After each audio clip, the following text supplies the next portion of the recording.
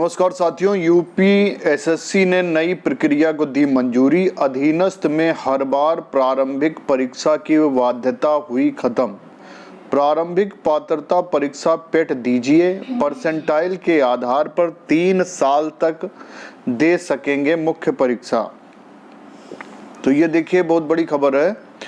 और क्या है कि वर्ष में 2 बार होगा पेट। नई व्यवस्था में आयोग विभिन्न विभागों की समूह ग की भर्ती के लिए वर्ष में 2 बार प्रारंभिक पात्रता परीक्षा पेट आयोजित करेगा। अभ्यर्थी को केवल एक बार ये परीक्षा देनी होगी। हालांकि पेट में प्राप्त स्कोर सुधारने के लिए अभ्यर्थी पुनः परीक्षा में भाग ले सकेगा। इस तरह के अवसर के लिए कोई अधिकतम सीमा नहीं है।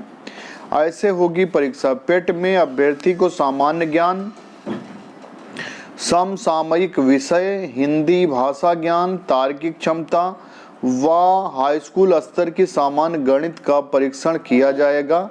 पेट में आवेदकों को परसेंटाइल आधार पर स्कोर दिया जाएगा। पेट में प्राप्त स्कोर 3 वर्ष तक बाध्य रहेगा। अगले स्तर की मुख्य परीक्षा कौशल परीक्षा, शारीरिक परीक्षा के लिए शॉर्ट लिस्ट व चयनित किए जाने के लिए अभ्यर्थी के 3 वर्ष में पेट में प्राप्त उच्चतम स्कोर को मान्यता दी जाएगी।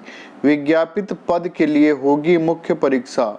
मुख्य परीक्षा में केवल पेट में प्राप्त स्कोर के आधार पर शॉर्ट लिस्ट किए गए अभ्यर्थी ही हिस्सा ले सकेंगे। शॉर्ट लिस्टिंग पेट में प्राप्त परसेंटाइल के निर्धारित कट ऑफ जैसे 90 परसेंटाइल स्कोर के आधार पर होगी। इसके अलावा विज्ञापित पदों की संख्या के 15 गुना आवेदकों को पेट में प्राप्त परसेंटाइल के आधार पर घटते हुए क्रम में सूची के आधार पर शॉर्ट लिस्ट किया जाएगा। मुख्य परीक्षा के लिए विषय व पाठ्यक्रम का निर्धारण संबंधित विभाग के परामर्श से शासन के अनुमोदन से किया जाएगा।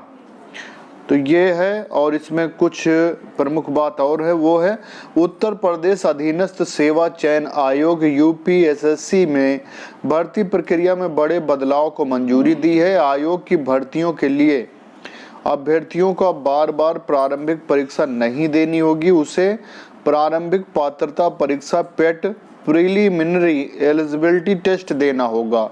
इसमें प्राप्त स्कोर 3 साल तक वैध होंगे। इसी आधार पर मुख्य परीक्षा में वो आवेदन कर सकेगा। आयोग ने भर्ती प्रक्रिया को सुगम और पारदर्शी बनाने के लिए इसे मंजूरी दी है।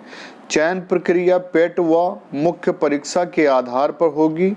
मुख्य परीक्षा में अभ्यर्थी पेट में प्राप्त परसेंटाइल के आधार पर आवेदन कर सकेगा। आयोग प्रत्येक भर्ती में रिक्त पदों को आवश्यकता को ध्यान में रखकर पेट की परसेंटाइल तय कर अभ्यर्थियों से मुख्य परीक्षा के लिए आवेदन मांगेगा। नई व्यवस्था नई भर्ती विज्ञापनों से लागू होगी। आयोग के चेयरमैन प्रवीर कुमार की अध्यक्षता में शुक्रवार को आयोग की बैठक में ये महत्वपूर्ण फैसला लिया गया। तो चलते हैं और बताते हैं। और जो लोग हमारे चैनल पर नए हैं तो हमारे चैनल को ज़रूर सब्सक्राइब कर लें। बहुत बहुत धन्यवाद है। और अगली खबर की ओर चलते हैं।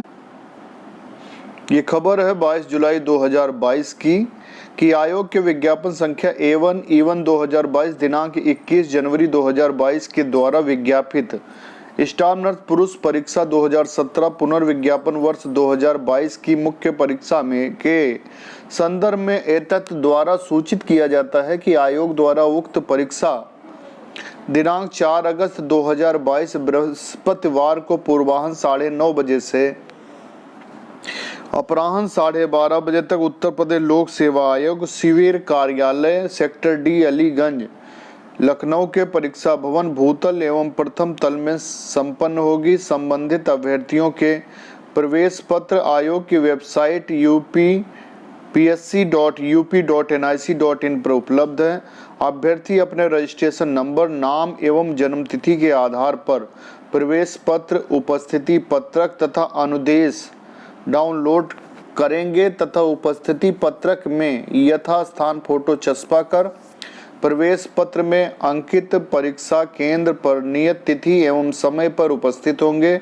जिन अभ्यर्थियों के प्रवेश पत्र में हस्ताक्षर एवं फोटो मुद्रित नहीं है वे अपनी 2 फोटो एवं आईडी प्रूफ साथ लाएंगे।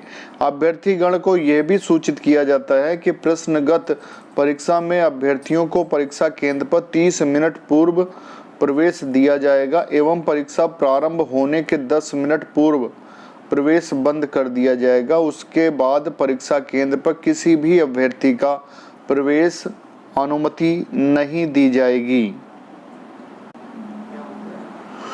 साथियों, तो ये खबर है कार्यालय महानिदेशक चिकित्सा एवं स्वास्थ्य सेवाएं उत्तर प्रदेश स्वास्थ्य भवन लखनऊ से कि नर्सिंग संवर्ग के अंतर्गत प्रदेश की चिकित्सा इकाइयों में कार्यरत उपचारिकाओं के अस्थायीकरण के संबंध में महानिदेशालय की विज्ञप्ति संख्या 19F/237N/46/6029 दिनांक 4/1/94 एवं परिपत्र संख्या 19/634/40 दिनांक 31/1/2013 द्वारा उनके अस्थायीकरण के संबंध में निर्देश निर्गत किए गए थे।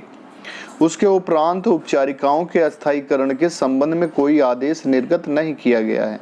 उत्तर प्रदेश अधीनस्थ नर्सिंग अराजपत्रित सेवा नियमावली 1989 के भाग 6 नियुक्त परिवीक्षा अस्थायीकरण और ज्येष्ठता के प्रस्तर 20 में उल्लेखित है कि परिवीक्षाधीन व्यक्ति को परिवीक्षा अवधि या बढ़ाई गई परिवीक्षा अवधि के अंत में उसके पद पर स्थायी कर दिया जाएगा।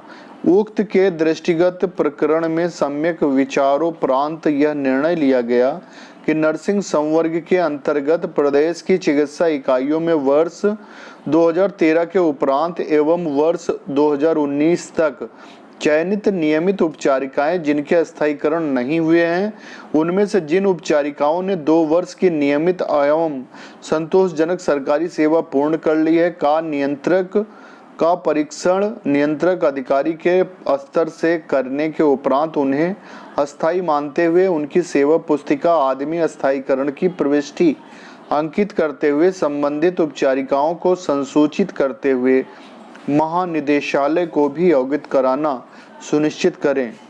तो ये डॉक्टर वेदव्रत सिंह महानिदेशक की तरफ से पत्र जारी हुआ और निदेशक नर्सिंग जो है डॉक्टर रागिनी रानी गुप्ता जी की तरफ से है। तो बहुत बड़ी शुभकामना है।